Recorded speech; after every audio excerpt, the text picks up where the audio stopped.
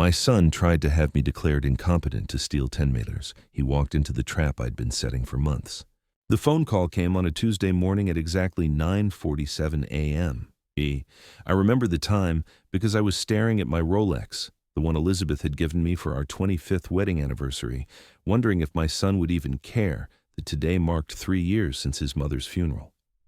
The caller ID showed a number I didn't recognize, but the voice on the other end made my blood run cold. "Mr. Harrison, this is Janet Morrison from Morrison & Associates. I'm calling regarding your son David's recent legal filing. He's initiated proceedings to have you declared mentally incompetent and is seeking immediate guardianship over your estate." The words hit me like a freight train at full speed. Mentally incompetent, guardianship. My own son, the boy I'd raised from diapers, taught to ride a bicycle, put through Harvard Law School, was trying to steal everything I'd built over 40 years of blood, sweat, and sacrifice. Before we continue, please subscribe to the channel and let us know where you're listening in the comments. Now, you might be wondering how a successful businessman worth over $10 million ends up in this situation. How does a father who gave his son everything end up betrayed by the very person he trusted most? Well, the answer isn't what you'd expect, and by the end of this story, you'll understand exactly why some people don't deserve the generosity they're given. But first, let me give you some context about who I am and how I built my fortune, because understanding my journey makes David's betrayal even more shocking. My name is Robert Harrison, and I started with absolutely nothing. At 18, I was sleeping in my car outside construction sites, begging for day labor just to afford a meal. By 25, I owned my first small construction company. By 40, I was building shopping centers and office complexes across 3 states. Today, at 68, my real estate empire spans the entire East Coast. Every dollar I earned came from 16-hour days and countless risks that could have destroyed me. I missed family dinners, school plays, and weekend trips because I was determined to give my family a life I never had. Elizabeth understood this sacrifice. She knew that every late night at the office was building something bigger than ourselves, something we could leave to David.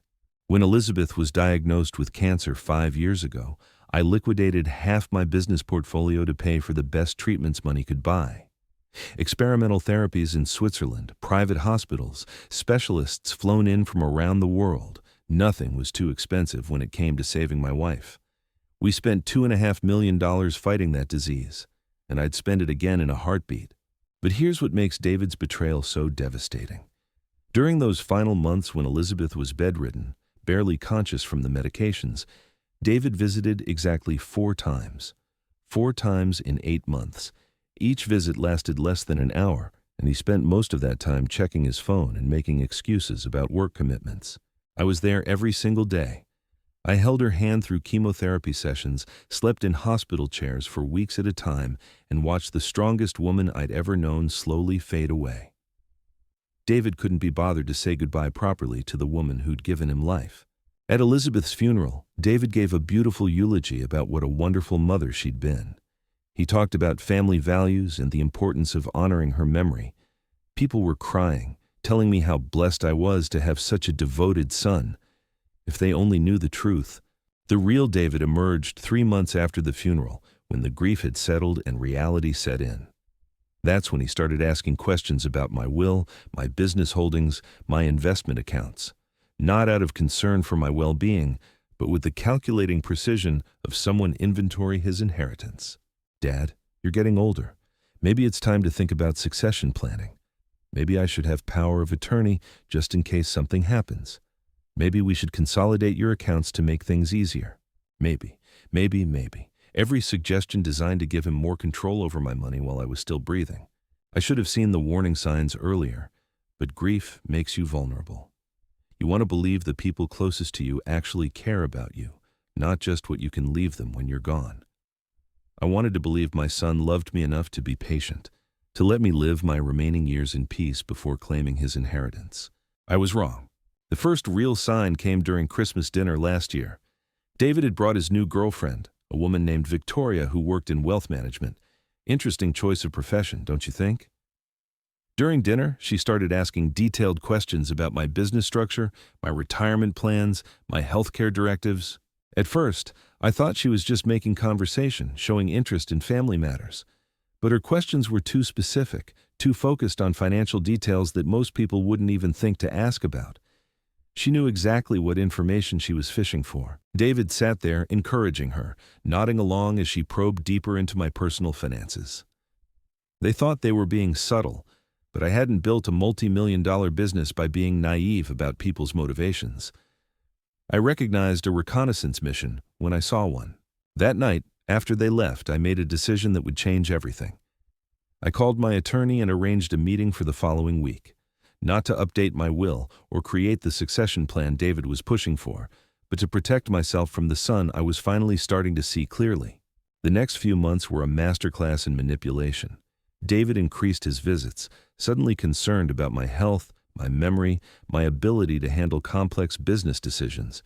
He'd bring up instances where I'd forgotten minor details or misplaced items, treating normal human forgetfulness as signs of dementia. "Are you sure you remember correctly, Dad? Maybe you should write things down more often. Have you considered that stress might be affecting your cognitive function?" Each comment was designed to plant seeds of doubt, to make me question my own mental capacity while positioning himself as the responsible son looking out for his failing father's best interests. But David made a crucial mistake. He underestimated the man who'd outmaneuvered competitors and survived market crashes for 4 decades. He thought I was just another elderly target, vulnerable and easily manipulated.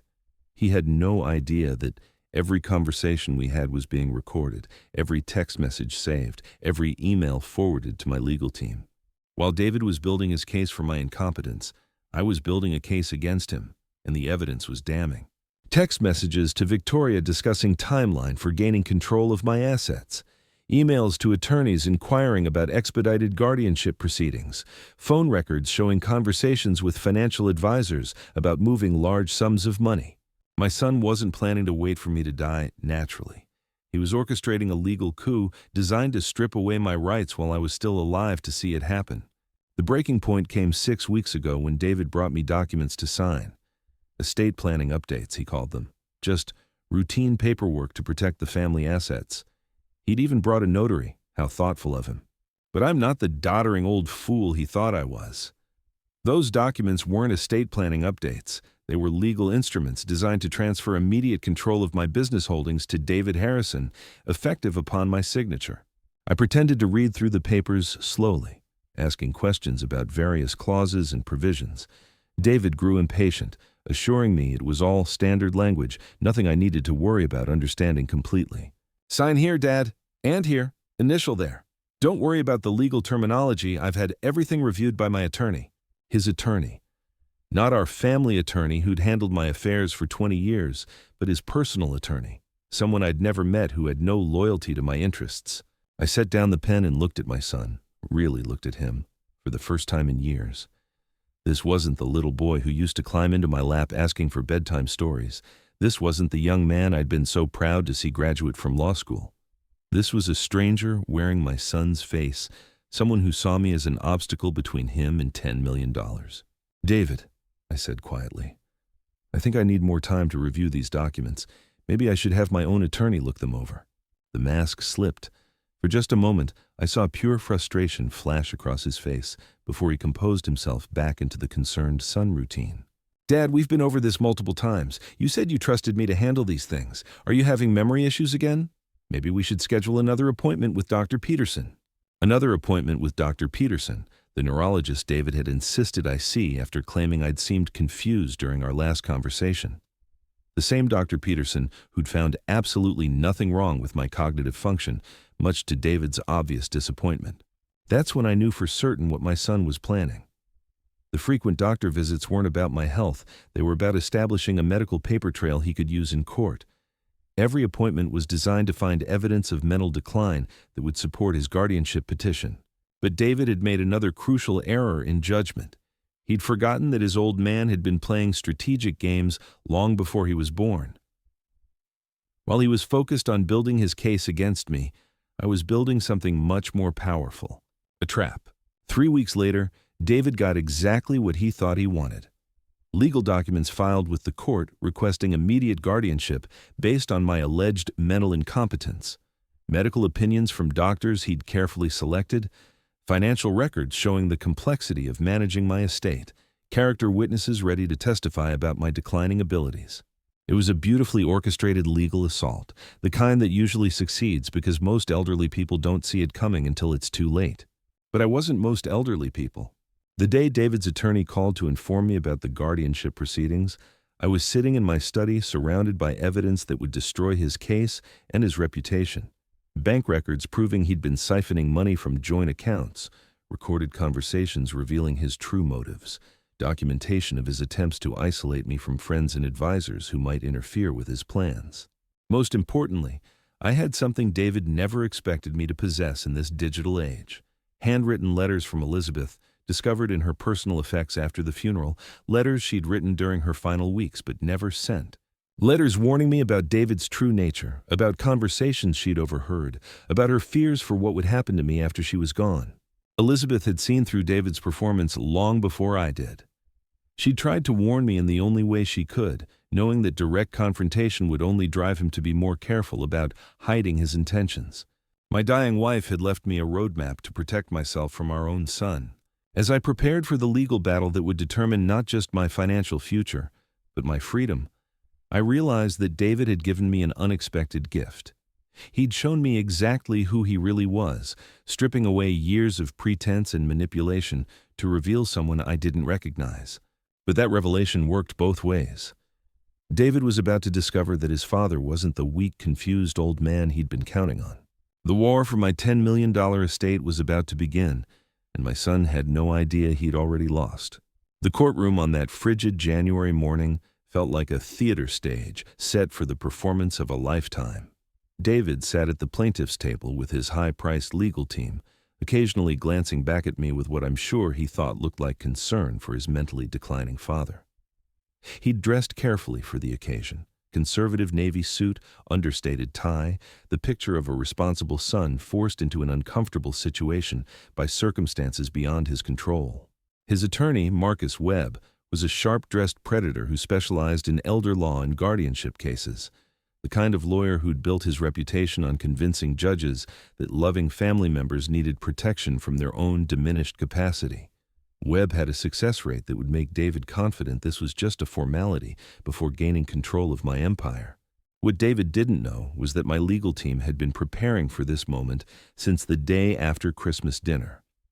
While he was plotting his takeover, I was building an impenetrable defense with attorneys who specialized in a very different kind of elder law, the kind that protected successful businessmen from predatory family members.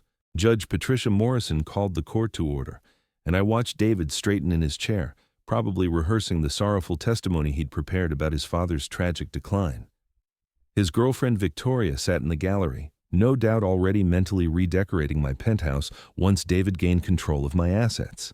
The irony wasn't lost on me that my son had chosen to stage this intervention in the same courthouse where I'd won dozens of business disputes over the years. These walls had witnessed my victories against competitors who'd underestimated my strategic thinking. Today, they'd witnessed David learning the same painful lesson. Webb stood to deliver his opening statement, painting a picture of a once brilliant businessman now struggling with memory loss, poor judgment, and the inability to manage complex financial affairs. He spoke about David's heroic attempts to protect his father's interests, about the difficult decision to seek court intervention when private family discussions had failed. The performance was masterful. Webb presented bank statements showing unusual expenditures, medical records documenting my visits to various specialists, testimony from David's carefully selected witnesses about my apparent confusion and erratic behavior. Everything designed to portray a man whose cognitive decline made him vulnerable to financial exploitation and poor decision-making. Then came David's testimony. My own son took the witness stand and proceeded to systematically destroy my character and reputation. He spoke about incidents where I'd allegedly forgotten important business meetings, made irrational financial decisions, and showed signs of paranoia about family members and business associates. He described finding me confused in my own office, staring at documents I couldn't understand. He talked about phone conversations where I'd rambled incoherently about business matters that made no sense. He painted a picture of a man who'd lost touch with reality but was too proud to admit his limitations. It was a devastating performance, delivered with just the right mixture of sorrow and determination. David played the role of the reluctant son perfectly, someone forced by circumstances to take legal action against a father he loved but could no longer trust to make rational decisions. The judge seemed moved by his testimony. Several people in the gallery were wiping away tears at this touching display of filial responsibility. Even I had to admit that David had inherited some of my talent for strategic presentation. But then it was my attorney's turn, and everything changed. Sarah Chen was not the elderly traditional lawyer David had probably expected me to hire. At 38, she was a former prosecutor who'd transitioned into private practice specifically to handle cases involving financial elder abuse. Her reputation for destroying manipulative family members in court was legendary among estate planning attorneys. Chen stood up with a smile that made David shift uncomfortably in his seat. She began her cross-examination not with accusations, but with simple questions about David's relationship with his mother during her final illness. David, you testified that you were deeply concerned about your father's well-being. Can you tell the court how often you visited your mother during her final 8 months of life? David's confident demeanor flickered slightly. 4 times, he admitted. 4 times in 8 months while your mother was dying of cancer? I was busy with work commitments. Dad was handling most of the day-to-day care. Chen nodded sympathetically, then produced phone records showing that David had made 17 calls to financial advisors and estate attorneys during those same 8 months. Apparently, he'd found time for planning his inheritance while his mother was fighting for her life. The courtroom atmosphere began to shift as Chen methodically dismantled David's credibility. She presented evidence of his sudden interest in my finances immediately after Elizabeth's funeral. Text messages discussing timeline for gaining control of my assets, emails inquiring about expedited guardianship proceedings. But the real bombshell came when Chen introduced Elizabeth's letters. Your Honor, I'd like to present evidence that the deceased wife and mother, Elizabeth Harrison, left behind personal correspondence expressing her concerns about the plaintiff's motives and behavior toward her husband. David's face went pale as Chen read excerpts from Elizabeth's handwritten letters. Letters describing conversations she'd overheard between David and Victoria about my net worth. Letters documenting David's impatience with my recovery from grief, his obvious resentment that I was still alive and in control of my own money. The most damaging letter described a conversation Elizabeth had witnessed between David and Victoria, where they'd discussed the possibility of having me declared incompetent if I didn't voluntarily sign over control of my business interests. Your dying mother was worried enough about your intentions toward your father that she felt compelled to document her concerns in writing, Chen observed. Why do you think she felt the need to leave this warning? David stammered through a response about his mother's illness affecting her judgment, but the damage was done. The grieving son narrative had crumbled under the weight of Elizabeth's testimony from beyond the grave. Chen wasn't finished. She produced recordings of David's phone conversations, obtained legally through my private investigator. Conversations where David had discussed strategies for isolating me from trusted advisors, for creating situations that would make me appear confused or incompetent. The most devastating recording was David's conversation with a neurologist, shopping for a doctor who would be willing to provide a diagnosis of cognitive decline based on minimal examination. David had literally been trying to buy a medical opinion that would support his legal case. But Chen saved the best for last.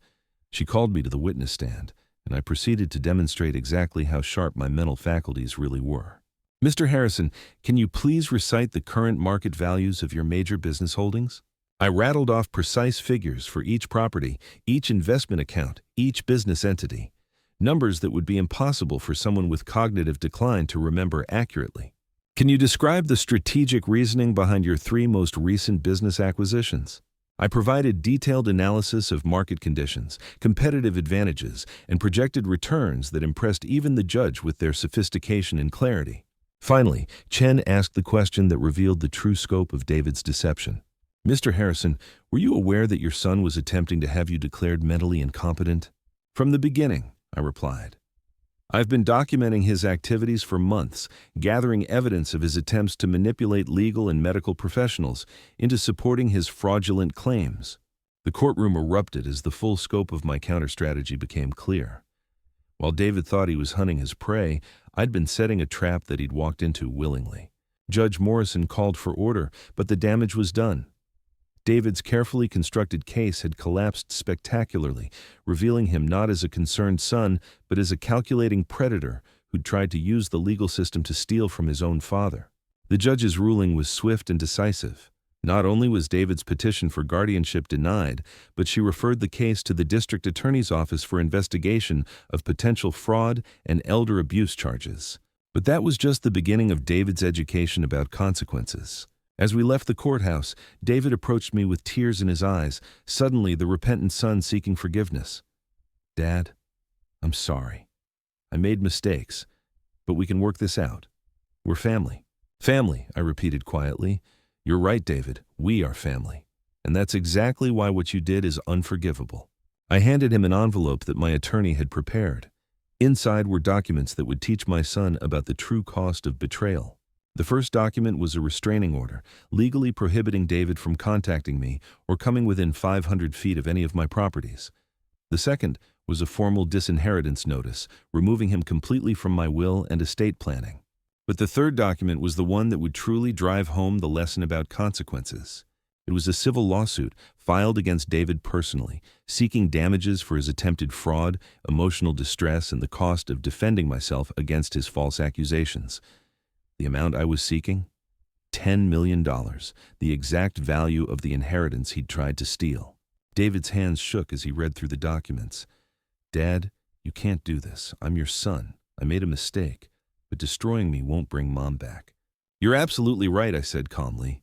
"Destroying you won't bring your mother back, but it might prevent you from destroying someone else's family the way you tried to destroy what was left of ours." The look in David's eyes shifted from pleading to something darker. The mask was completely off now, revealing the calculating predator who'd been hiding behind the facade of filial concern. "You'll regret this," he said quietly. "I know things about your business dealings that could cause you serious problems." Even then, even after being completely exposed and defeated in court, David was still trying to manipulate and threaten me. The lesson clearly hadn't sunk in yet. That's when I played my final card, the one that would ensure David understood exactly how completely he'd been outmaneuvered. I pulled out my phone and played a recording of that very conversation we'd just had. David threatening his father with blackmail in the courthouse parking lot, captured in crystal-clear audio that would be very interesting to both law enforcement and any potential employers who might be considering hiring a lawyer with such flexible ethics. The blood drained from David's face as he realized that even his threats had been anticipated and documented. Every move he'd made, every manipulation he'd attempted, had been part of a strategy I'd been executing from the moment he'd first shown his true colors. "David," I said, putting my phone away, "let me give you some advice from someone who's been playing strategic games since before you were born. When you come at the king, you better not miss." He'd missed. Badly. And now he was about to learn exactly what happened to people who underestimated Robert Harrison. The aftermath of David's failed coup attempt unfolded like a carefully orchestrated business acquisition, except this time I was dismantling my son's life instead of building an empire. Within 48 hours of the court ruling, the consequences began cascading through David's world with the precision of a controlled demolition.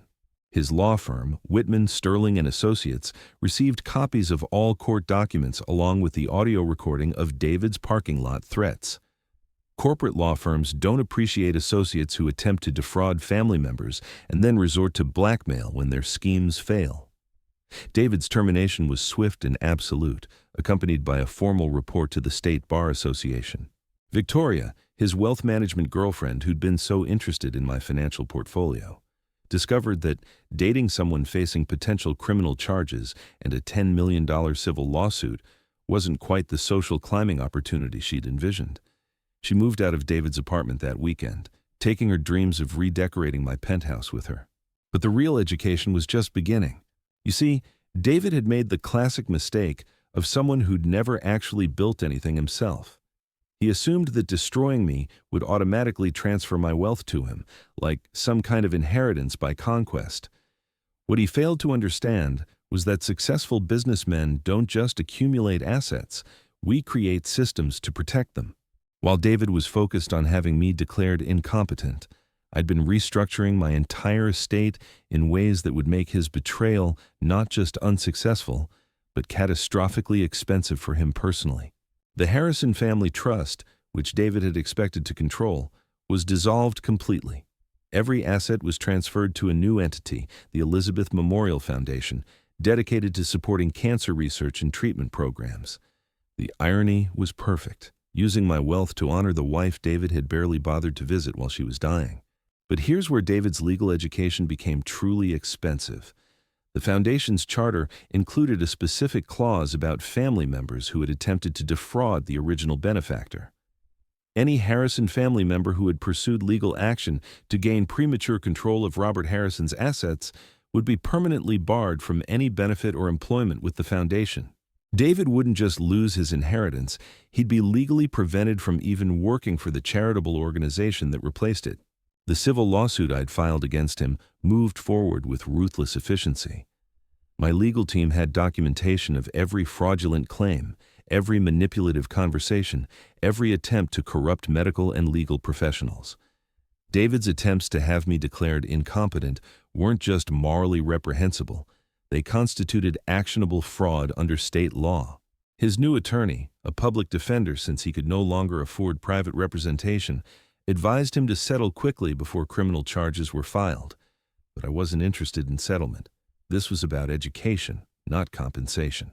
The discovery phase of the lawsuit revealed the full scope of David's planning.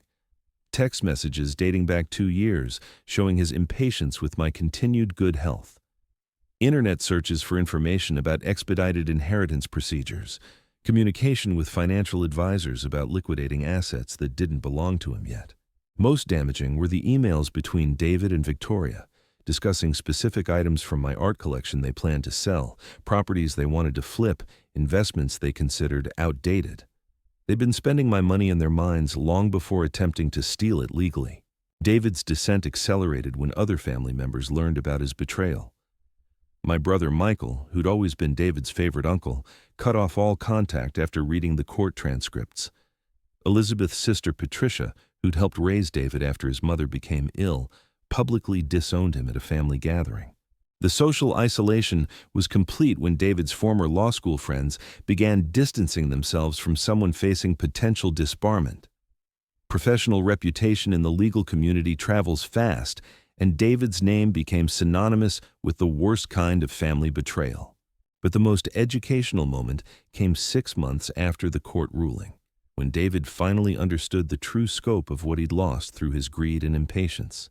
He'd been evicted from his expensive apartment, unable to afford rent without his law firm's salary. His BMW was repossessed when he defaulted on the payments. Credit cards were canceled as his credit rating plummeted under the weight of mounting legal fees and unpaid debts. David called me from a payphone, the first communication we'd had since the courthouse parking lot confrontation. His voice was different now, smaller, stripped of the entitled confidence that had driven him to attempt grand theft from his own father. "Dad, I'm sorry. I know I don't deserve forgiveness, but I'm desperate. I lost everything. My job, my apartment, my girlfriend, my friends. I have nowhere to go." The apology sounded genuine, born from genuine consequences rather than tactical manipulation. But apologies don't undo betrayal, especially when that betrayal involves trying to steal someone's life savings and legal rights. "David," I said calmly, "you didn't lose everything. You gambled everything on a scheme to steal from me, and you lost that bet. There's a difference between misfortune and consequences. I can't afford food. I'm sleeping in my car. Please, Dad, I'll do anything to make this right." "Anything except the one thing that might have actually mattered," I replied. "You could have been patient. You could have waited for me to die naturally before claiming your inheritance. You could have shown me love and respect during my remaining years instead of viewing me as an obstacle to your financial goals. But you chose greed over family, manipulation over honesty, legal warfare over natural succession. Those were your decisions, David. Now you get to live with the results." The silence on the phone stretched long enough that I wondered if he'd hung up. When David finally spoke, his voice carried a desperation I'd never heard before. What would it take? What would I have to do to earn back even a small portion of my inheritance? The question revealed that David still didn't understand the fundamental lesson his actions had taught me. He was still thinking transactionally, still viewing our relationship as a negotiation where the right combination of words or actions could restore his access to my wealth. David, there is no inheritance anymore. The Elizabeth Memorial Foundation will distribute every dollar I earned over 40 years to cancer research programs. You didn't just lose your inheritance when you tried to steal it prematurely, you eliminated it completely. That's when David finally grasped the true scope of his miscalculation. His greed hadn't just cost him his expected inheritance, it had destroyed that inheritance entirely. The $10 million he'd schemed to control would now benefit strangers instead of enriching him. "You can't do this," he said, anger creeping back into his voice. "I'm your only child. That money should stay in the family." "Should it?" I asked. "The same family where the son tries to have his father declared mentally incompetent so he can steal his assets. The same family where the heir shows more interest in his inheritance than in his dying mother. That family doesn't deserve to inherit anything." The conversation ended with David screaming threats about challenging the foundation, hiring better lawyers, finding ways to overturn my decision. But his threats were hollow now, backed by neither resources nor credibility. 3 months later, I received a letter from David's public defender.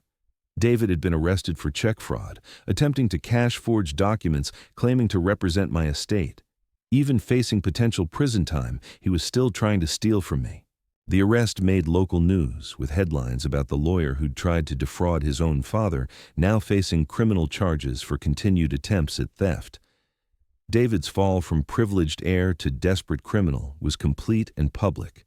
But the story that really captured media attention was the announcement of the Elizabeth Memorial Foundation's first major grant.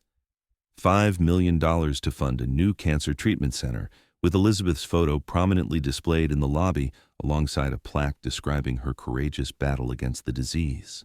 The irony was perfect.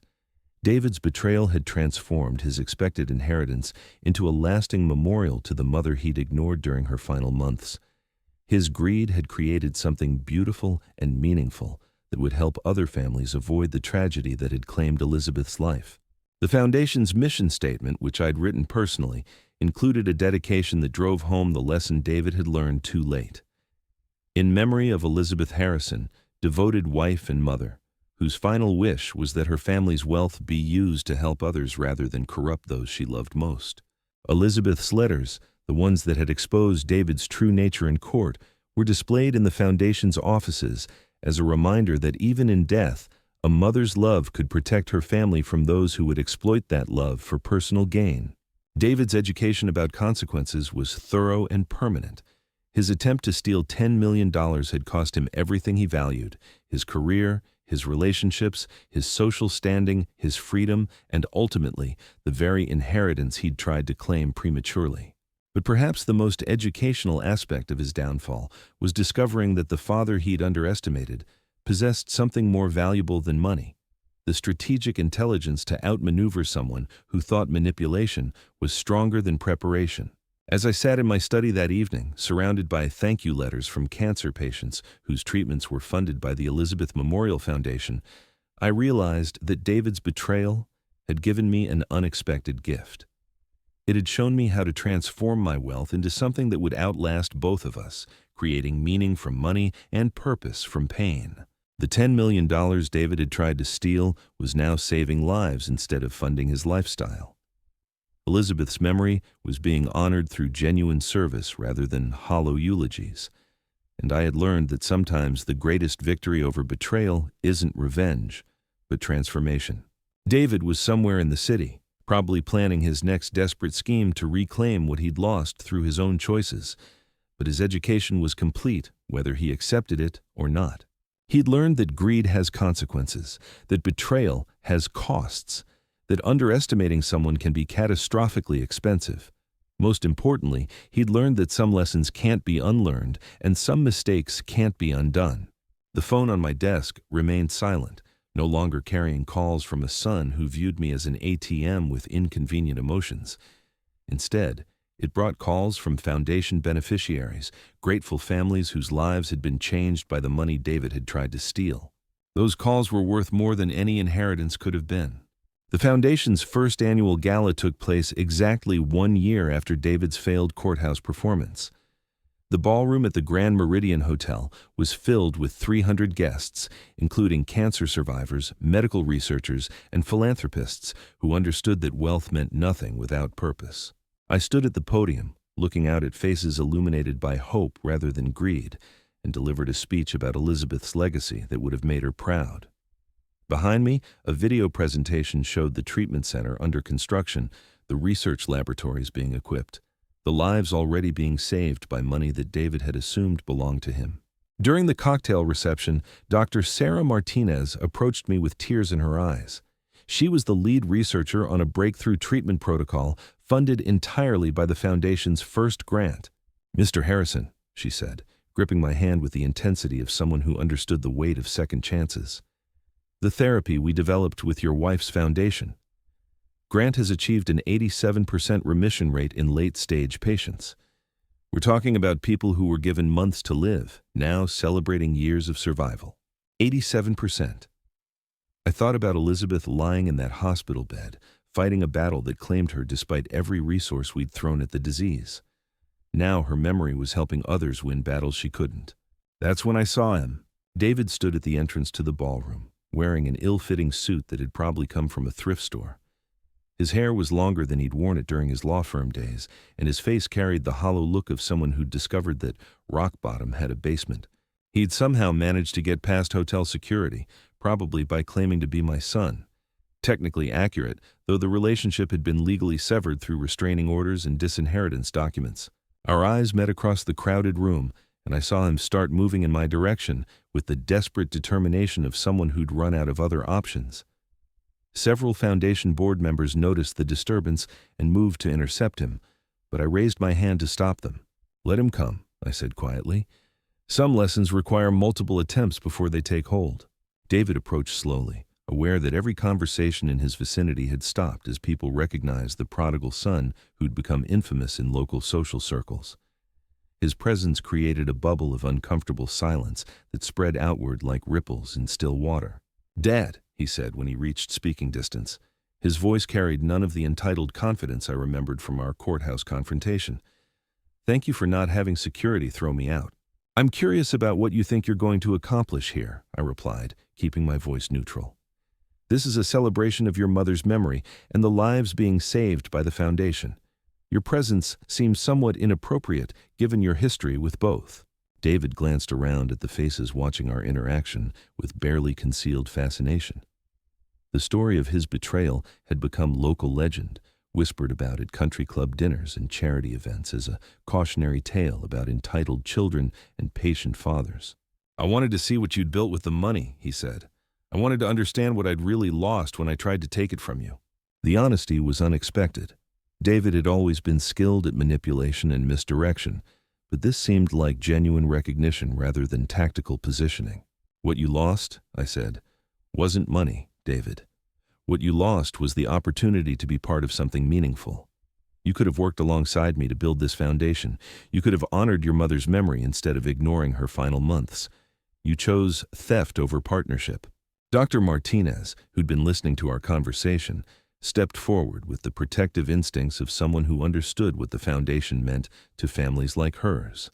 "Excuse me," she said, addressing David directly, "but are you the son who tried to steal this Foundation's funding for personal use? The son who attempted to have your father declared incompetent while your mother was dying of cancer?" David's face flushed red as the accusation was laid out publicly by someone whose life had been saved by money he'd tried to steal. The moral weight of his actions, presented by an actual beneficiary, seemed to hit him differently than legal consequences had. "Yes," he admitted quietly, "I'm that son." "Then you should know," Dr. Martinez continued, her voice carrying the authority of someone who'd stared death in the face and won, "that your greed nearly prevented the research that saved my life and the lives of 43 other patients in our initial trial group." She pulled out her phone and showed David a photo of children playing in a hospital playroom, bald heads covered by colorful caps, smiles bright despite their circumstances. "These kids are alive because your father chose to honor your mother's memory instead of funding your lifestyle. Your betrayal didn't just cost you money, it almost cost them their futures." The impact of seeing actual faces, actual lives that had been affected by his attempted theft, seemed to shake David more than any legal proceeding had. For the first time, he was confronting the human cost of his greed rather than just the financial consequences. "I never thought about it that way," he said, his voice barely audible. "I only saw the money as something that belonged to me eventually anyway." "Eventually," I repeated. "That's the problem with your entire approach to life, David. You've never learned to build anything yourself, only to wait for opportunities to take what others have created." The crowd around us had grown larger as word spread that Robert Harrison was having a public conversation with the son who'd tried to steal his fortune. Some guests were recording on their phones, capturing what would undoubtedly become another chapter in the local legend of family betrayal and consequences. "What would it take," David asked, looking directly at me for the first time since approaching, "for you to give me a chance to make amends? Not to restore my inheritance, but to somehow contribute to what you've built here." The question surprised me. David was asking for an opportunity to serve rather than to receive, a fundamental shift from every interaction we'd had since Elizabeth's funeral. But trust, once broken by attempted theft and legal warfare, couldn't be rebuilt through a single conversation at a charity gala. David would need to demonstrate genuine change over time, not just express regret when consequences had stripped away all his other options. "David," I said, choosing my words carefully, "redemption isn't something you can negotiate for or purchase with the right combination of apologies and promises. It's something you earn through consistent actions over time, without any guarantee of reward or recognition." I pointed toward the video display showing the treatment center under construction. "Those patients don't care about your regrets or your desire for redemption. They care about receiving treatment that might save their lives. If you want to contribute to something meaningful, find ways to serve others without expecting anything in return." "But how?" David asked, desperation creeping back into his voice. "I have no money, no career, no connections. Everything I had came from expecting to inherit what you built. I don't know how to start from nothing." The admission was more honest than anything David had ever said to me. He was finally acknowledging that his entire adult life had been built on the assumption of inherited wealth rather than personal achievement. "Start the way I did," I replied. "Find work that serves others and do it better than anyone expects. Learn to build something instead of waiting to inherit something. Discover what you're capable of when your survival depends on your own efforts rather than someone else's generosity." I gestured toward Dr. Martinez, who'd been listening to our conversation with the clinical attention of someone accustomed to observing human behavior under stress. "Dr. Martinez here didn't cure cancer by inheriting a medical degree. She spent years in school, decades in research, countless hours in laboratories working toward breakthroughs that might help people she'd never meet. That's what building something meaningful looks like." David nodded slowly, seeming to absorb the concept of earning success rather than expecting it. But I could see the wheels turning in his mind, still looking for shortcuts and angles even in this moment of supposed revelation. "What about the restraining order?" he asked. "How can I prove I've changed if I'm legally prohibited from contacting you?" "The restraining order stays in place," I said firmly. "You don't get to skip the consequences of your actions just because you've decided to change direction. If you're genuinely committed to redemption, you'll find ways to serve others that don't require my permission or involvement." The conversation was attracting more attention than I wanted at Elizabeth's memorial celebration. This was supposed to be an evening about honoring her life and the lives being saved by her foundation, not about David's belated recognition of his mistakes. "I think this conversation has gone on long enough," I said, signaling to security that it was time for David to leave. "You know where the exit is." But as David turned to go, he stopped and faced me one more time. "Dad," he said, his voice carrying a sincerity I hadn't heard since he was a child, "I know I have no right to ask this, but I need you to know that seeing what you've built here, understanding what I almost destroyed, it's changed something fundamental in how I see the world. Words are easy, David. Actions are what matter. If you've genuinely changed, prove it through how you live your life going forward, not through what you say at charity events." He nodded and walked toward the exit, shoulders bent under the weight of recognition that some bridges, once burned, couldn't be rebuilt through conversation alone. Dr. Martinez watched him leave, then turned back to me with curiosity in her eyes. "Do you think he's genuinely changed, or is this just another manipulation strategy?" "Time will tell," I replied. "But either way, it doesn't affect the Foundation's work or the lives we're saving. David's redemption, if it's real, will have to be earned independently of any relationship with me or this organization. The rest of the evening proceeded beautifully. Speakers shared stories of breakthrough treatments, grateful families thanked the foundation for funding their hope, and researchers presented data showing how Elizabeth's memorial was advancing the fight against the disease that had taken her life. As I drove home that night, I reflected on David's unexpected appearance and apparent recognition of what his betrayal had cost, not just him, but the people whose lives had been saved by money he'd tried to steal. His education about consequences had taken an unexpected turn. Instead of just learning about personal cost, he was beginning to understand moral weight, the difference between deserving something and earning something, between inheritance and achievement.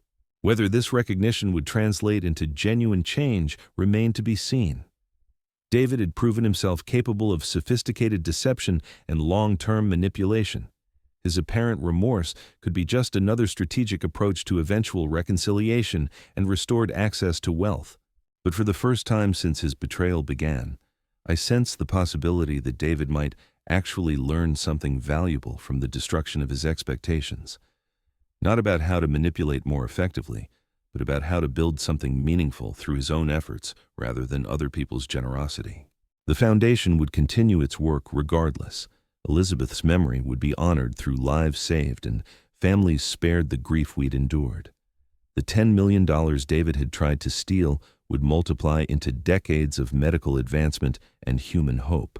And if David genuinely chose the path of redemption, he'd discover what I'd learned over 40 years of building businesses and wealth. The satisfaction of creating something valuable was far greater than the temporary pleasure of inheriting something you hadn't earned. His education was far from complete, but perhaps it was finally beginning. 5 years have passed since that confrontation at the Elizabeth Memorial Foundation Gala, and the transformation has been remarkable, though not in the way anyone might have expected. David never contacted me again after that night. The restraining order remained in effect, but it became irrelevant because he chose a different path entirely. Through mutual acquaintances and the inevitable gossip network of a city like ours, I learned about his journey from entitled heir to something resembling a decent human being. He started at the absolute bottom, taking a job as a night janitor at St. Mary's Hospital, the same hospital where Elizabeth had spent her final weeks. $12 an hour, cleaning floors and emptying trash cans in the oncology ward where his mother had died while he was too busy planning his inheritance to visit her properly. The irony wasn't lost on anyone who knew our story. David Harrison, who'd once commanded a 6-figure salary as a corporate attorney, was now mopping the floors of cancer treatment rooms funded by the foundation he'd tried to destroy. But something unexpected happened during those long nights cleaning hospital corridors. David began talking to patients who couldn't sleep, families maintaining bedside vigils, nurses working double shifts to provide care that might save someone's child or parent or spouse. For the first time in his privileged life, David encountered people whose problems couldn't be solved with money, whose courage came from facing mortality rather than manipulating inheritance laws, whose love was demonstrated through presence rather than legal documents. Dr. Martinez, whose research had been funded by Elizabeth's foundation, later told me that she'd often seen David during his night shifts, quietly listening to patients share their fears and hopes. He never mentioned his connection to the foundation or his relationship to me, just offered the kind of human companionship that healing requires. The night janitor became a patient advocate, then a volunteer coordinator, then, eventually, earned his way into the hospital's social services program.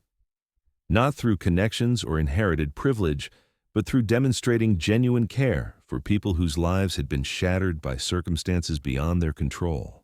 David learned to build something meaningful from nothing, exactly as I'd challenged him to do that night at the gala. Meanwhile, the Elizabeth Memorial Foundation had grown beyond anything I'd imagined when I first diverted David's inheritance toward cancer research.